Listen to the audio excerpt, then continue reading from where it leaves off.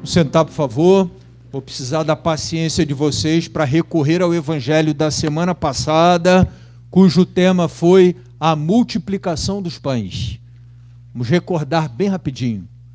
Jesus está chegando a um lugar, chega num ponto um pouco mais alto, observa que uma multidão o seguia, e num dado momento ele se vira para Filipe, um de seus discípulos, e pergunta: onde é que nós vamos fazer, como nós vamos fazer, onde nós vamos encontrar comida para dar de comer para toda essa gente? Os discípulos chegam a dizer assim, é melhor despedir para que cada um vá atrás da sua comida. Filipe chega a fazer uma conta rápida e diz: nem 200 moedas de prata seriam necessárias para dar comida, um pão que seja, para cada um dos aqui presentes, né? O texto diz 5.000 homens, mais as mulheres e as crianças. É muita gente. Nós não temos recurso para isso. E aí o evangelho diz que Jesus já sabia o que ia fazer, mas fez isso para, de alguma forma, testar Filipe. E aí Jesus disse o pessoal para sentar. Perguntou o que tinham. André disse, tem um garoto aí com 5 pães e 2 peixes. Jesus diz, bom, vamos começar a distribuir. E aquilo foi sendo multiplicado, foi sendo distribuído, todo mundo foi comendo, e no fim das contas Jesus pediu que recolhessem as sobras, para que nada fosse desperdiçado. Na nossa reflexão da semana passada, ficou como claro ali para a gente, um sinal bonito nesse texto: a atenção do Pai do céu para todas as necessidades dos seus filhos, e não só aquelas necessidades de natureza espiritual. O nosso Deus é atento a tudo, todas as nossas necessidades. Naquele sinal ali da atenção de Jesus à fome, à necessidade material, que na cabeça dos discípulos eles entendiam que não era compromisso de Jesus, Jesus deixa claro que sim, era compromisso dele. E por isso ele se preocupa em dar de comer àquela multidão. No final das contas, nossa reflexão da semana passada foi sobre a providência divina. Ele nunca nos abandona sozinhos com nossas necessidades. Nós estamos sempre sob esse guarda-chuva do cuidado de Deus por nós. O guarda-chuva da providência divina. A palavra de hoje, ela apresenta o contraponto da reflexão da semana passada. E interessante que é a sequência do texto, né? No finalzinho do texto da semana passada tem um detalhe. Quando a multidão percebe que Jesus multiplicava pães, que se ele está conosco, a gente não vai ter mais necessidade de comida, não vai faltar mais do que comida, e para o judeu comer é viver, então vamos fazê-lo nosso rei. A gente nem vai precisar mais trabalhar, nem vai precisar ir atrás de pão, nem vai precisar ter dúvida acerca de vamos ter que plantar, torcer para colher, para a gente poder comer. Isso vai deixar de ser uma preocupação nossa. Como se de alguma forma eles entendessem que Jesus e toda a sua missão e toda a sua pregação se resumisse na presença de um provedor de necessidades. Fazer de Jesus uma espécie de supermercado 0800 para todo e qualquer tipo de necessidade. Quando Jesus observa isso, ele escapa no meio da multidão, chama os discípulos e atravessa para outra margem e vai embora para Cafarnaum, entendendo que, embora tentador, ser feito rei, esta não era a missão dele, e tampouco não foi aquilo que ele quis ensinar com a multiplicação dos pães. Ele queria ensinar sobre a providência divina e não convidar a turma a uma vida preguiçosa, sem trabalho e com o conforto de não se preocupar com nada, porque o Pai do céu vai cuidar de todas as necessidades materiais e assim tudo parece estar resolvido. Depois que Jesus chega lá, a turma descobre que ele está lá e vão atrás dele e perguntam a Jesus quando foi que ele chegou lá e tal. E aí Jesus já aborda diferente. Jesus já aborda essa mesma turma da seguinte forma: vocês estão aqui atrás de mim, não trazidos pela fé, mas porque eu multipliquei pães.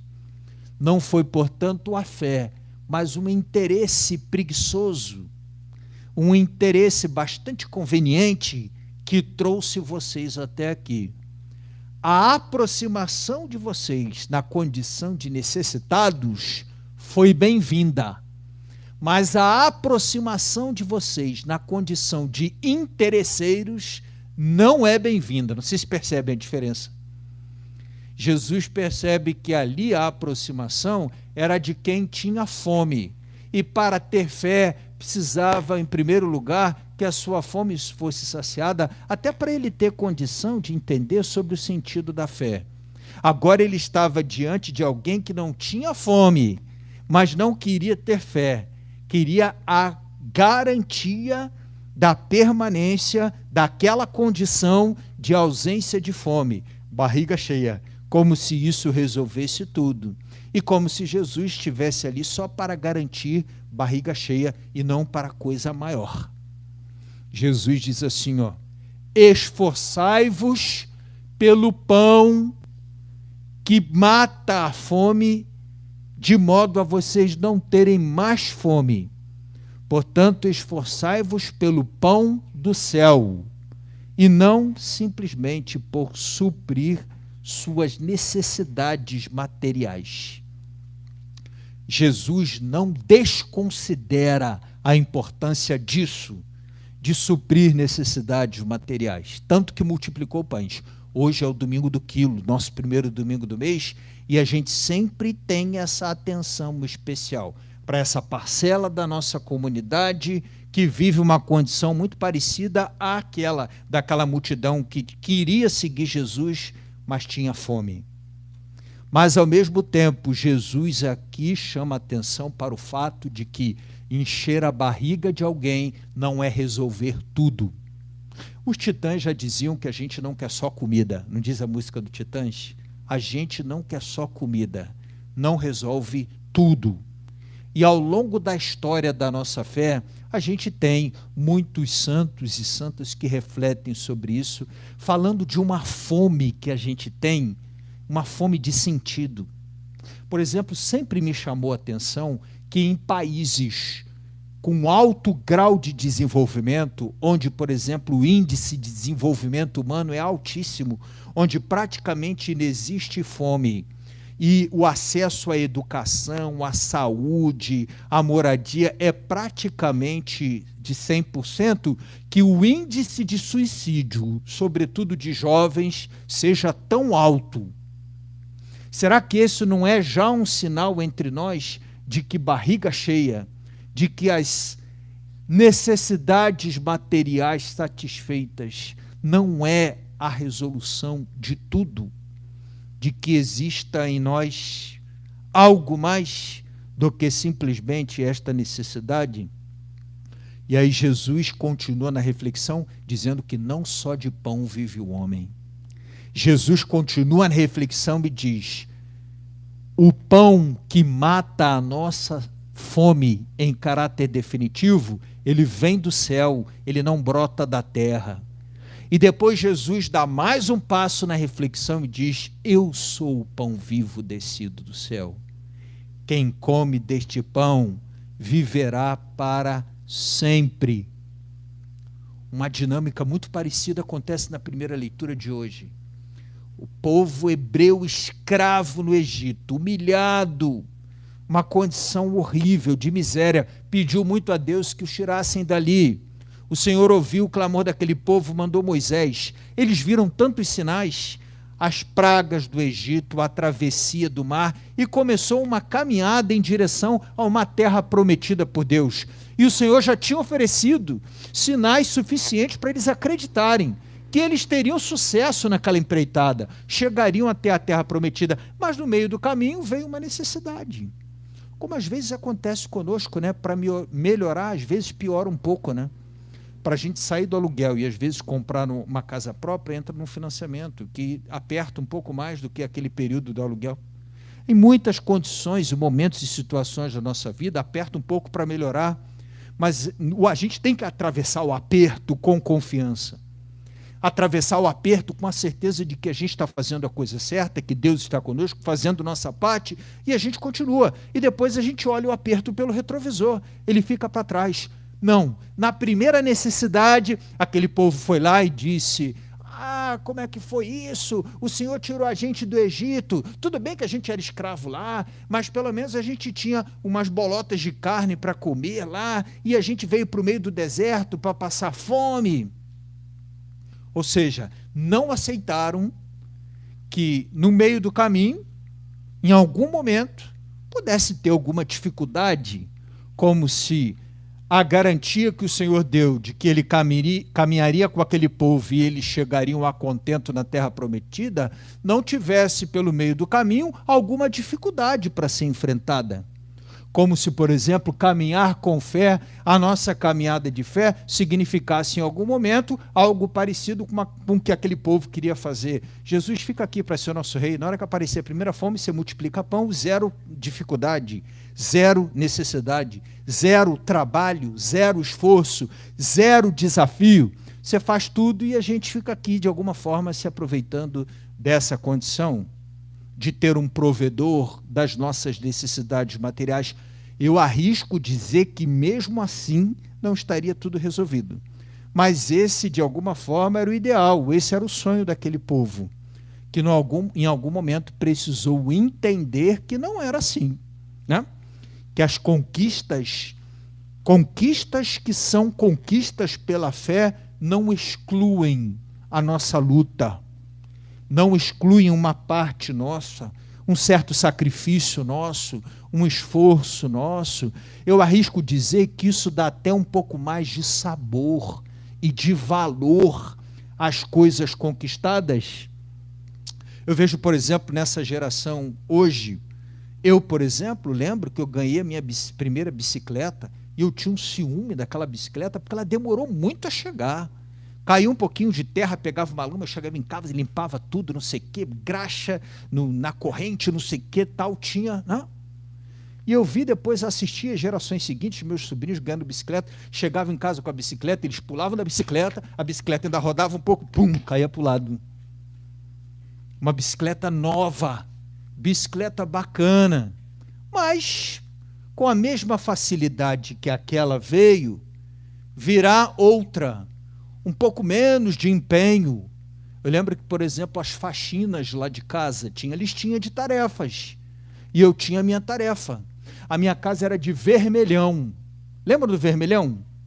E eu tinha a tarefa de encerar aquele chão, às vezes até colocava a minha irmã mais nova sentadinha no pano, e ia puxando ela pela casa.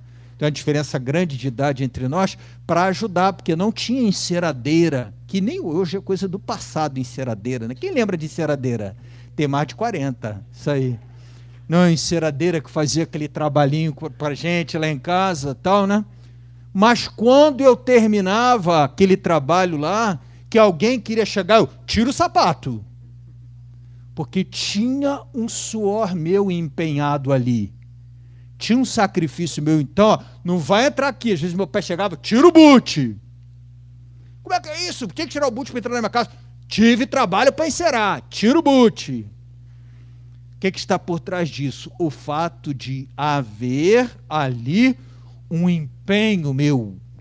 E o empenho compromete a gente com a coisa conquistada, com a coisa realizada. Isso é da pedagogia do ser humano, que é profundamente entendida por quem nos criou, pelo nosso Deus.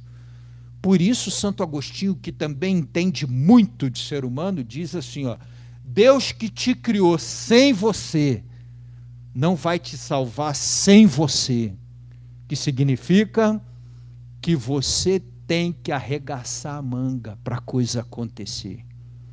Ele é a garantia de que a gente vai chegar, mas se você não der o seu passo, meu amigo, não se pode ir a lugar nenhum.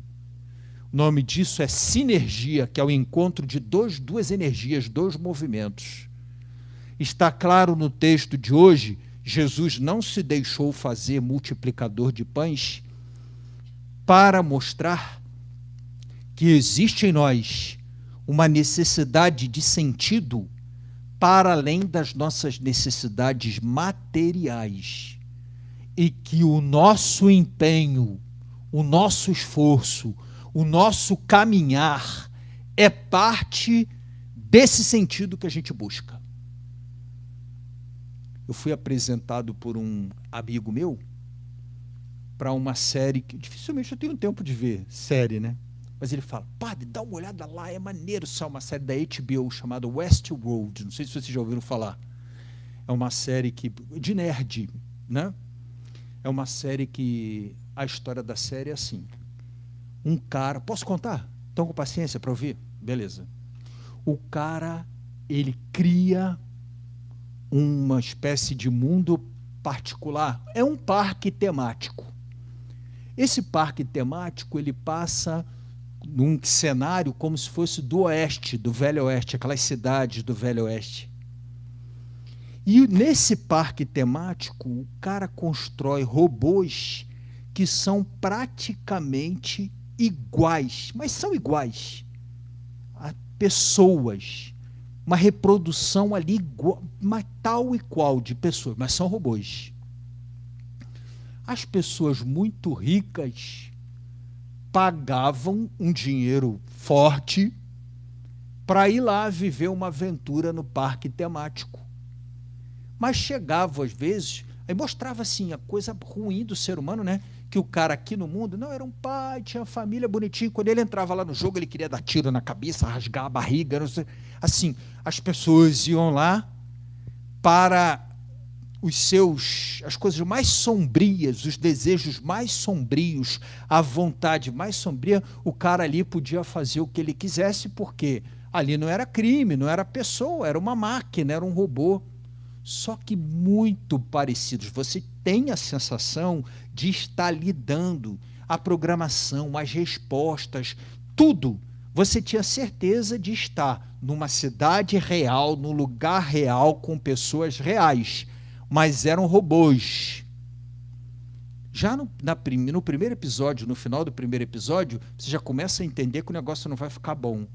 Porque os robôs, assim, quando pousava uma mosquinha assim neles, eles não faziam como a gente faz, né? E no finalzinho do primeiro episódio, numa robô chamada Dolores, pousa uma mosquinha, ela faz assim, ó. Eu falei, ih, rapaz, porque aquilo não estava na programação dela. E ela começou a... Com o andar da série, vai acontecendo uma coisa interessante, que os robôs vão aprendendo com os homens a serem mais humanos, cada vez mais parecidos com os humanos. Na medida em que eles vão, né, uma inteligência artificial muito desenvolvida, eles vão assimilando, guardando características e vão aprendendo com os humanos a serem humanos. No meio da série, um dos robôs pergunta assim para os humanos: se o mundo de vocês é tão ruim, é tão bom, porque o humano diz para ele que aquele mundo era muito ruim, que era um mundo artificial, era um mundo de mentira. E aí ele pergunta assim, o robô para o cara: se o mundo de vocês é tão bom, o que você vem procurar aqui? Que sentido você busca aqui? Que razão você busca aqui? Vocês se percebem onde é que eu quero chegar, né? No fim das contas, eram pessoas, quem tinha acesso ao ingresso ao parque, que materialmente falando tinham tudo, mas buscavam ali alguma coisa que lhes faltava. E aquela coisa que lhes faltava, no final das contas, nem ali encontravam, porque eles saíam dali, do parque, com mais perguntas do que propriamente com respostas, ou pelo menos com a satisfação de necessidades que pudessem trazer dentro deles. Claro que ao longo da série a discussão fica muito mais séria. Num dado momento a gente se pergunta um monte de coisa legal acerca de que até quando eu sou programado e até quando eu sou livre. Até quando eu, né? Porque é muito interessante porque assim, os robôs, eles são todos programados. Então, a perfeição dele é que se controle. Mas quanto mais ele para ser, ele é tão mais perfeito quanto mais se parece com o ser humano. Então, quanto mais parecido ele fica com o ser humano, mais livre ele deve ser. Se mais livre ele deve ser, menos controlável ele deve ser. Se menos controlável deve ser, do ponto de vista humano, ele vai ficar menos imperfeito, porque eu vou ter menos controle sobre ele. Mas sendo menos imperfeito, ele vai ser menos parecido com o humano. Entenderam? Confundi um pouco. Entenderam? E aí a coisa fica bem interessante. Mas a pergunta que eu acho que hoje a palavra de hoje nos faz e que nos ajuda a pensar é: matar fome, encher a barriga, suprir necessidades materiais não resolve tudo. E Jesus fez questão de dizer isso. Ele é o pão do céu. Se num dado momento, no domingo passado, ele supriu a necessidade de quem tinha fome, é por entender que o nosso Deus está comprometido com a existência humana na sua totalidade, mas entende que a fome de pão não corresponde a essa totalidade, que nós somos mais do que isso, né? A filosofia chama essa característica nossa de transcendentalidade. Transcendentalidade significa, para além disso tudo aqui, nós temos uma necessidade de sentido, uma fome de sentido, um desejo de Deus que vai além disso aqui. Tá claro? E aí, ao dizer isso, Jesus está nos ensinando isso. Não adianta a gente reunir, né? Eu tenho uma história muito boa, acho que eu já contei para vocês. Aquele cara que diz assim: eu seria a pessoa mais feliz do mundo se eu comprasse minha casa própria. Aí o cara começa a trabalha em 2 turnos, trabalha em 3 turnos, e guarda, depois com muito sacrifício, deu a entrada, financiou um pedaço, continuou trabalhando, pagou a casa própria, entrou, pegou a chave, entrou na casa e disse: mas eu seria mais feliz ainda se eu tivesse um carro na garagem. Ele já gastou uns 10, 15 anos nessa brincadeira, começou de novo a ciranda, trabalha, guarda, reúne, não sei o que, e trabalha não sei o que, e a turma vai crescendo, os filhos vão crescendo, a vida vai passando, e guarda, comprou o carro, mais um tempo. Aí ele estacionou o carro na garagem, a casa lá, e disse: mas se eu tivesse uma casinha em Muriqui, aí ficaria bem bacana, né? Vamos em frente. Aí o cara trabalha, você aperta para lá, para cá, você quer, conseguiu a casinha em Muriqui, entrou na casinha em Muriqui e disse: ainda me falta algo. Eu pergunto para você, quando é que vai estar bom para esse cara? Nunca. Está claro que a necessidade não é de natureza material. E aí não vai resolver tudo. Nem que a casa em Muriqui, em vez de Muriqui, fosse em Saí. Não resolve tudo. Não dar tudo. Não resolve tudo. Quem tem, por exemplo, uma idade interessante, que não pôde criar os seus filhos dando tudo, e viu os filhos criando os netos dando tudo, entende do que eu estou falando. Estão entendendo o que eu estou dizendo? Ou não entenderam o que eu estou dizendo? A gente não pôde dar tudo, mas deu o que pôde e ensinou que o sentido das coisas não está no que a gente dá materialmente. E às vezes os nossos filhos, em condição maior, deram tudo, como se aquele tudo que eles pudessem dar, o máximo de cobertura, fosse o suficiente. E aí vocês podem observar o saldo de uma e de outra geração. Entendem o que eu estou dizendo? Ou não entendem? O quanto esta outra geração vive em busca de... Os caras fazem rapel porque quer sentido para a vida, quer experimentar não sei o quê, o comprimidinho que faz viajar, não sei o quê, porque eles estão formulando buscas que talvez não tenham sido para eles ensinadas, que a resposta para essas questões ou essas buscas talvez estejam em coisas que são ainda de ordem de natureza. Não vão dar as respostas às perguntas que eles trazem, ou que eles têm consigo. Mas talvez em parte porque alguém não tem ainda mostrado o caminho da espiritualidade como o lugar correto, a fonte segura para beber desta necessidade que existe na alma humana. Sede de Deus. O Salmo 62 diz isso. A minha alma tem sede de Deus. Vivo anseia com ardor. Nós temos sede de Deus. Saudade das origens. Dele nós viemos, para lá nós retornaremos. É um pouco disso que está presente na palavra de hoje. Vamos pedir ao nosso... Todo mundo entendeu direitinho? Então, que a palavra dessa semana nos ajude a pensar um pouco nesse sentido.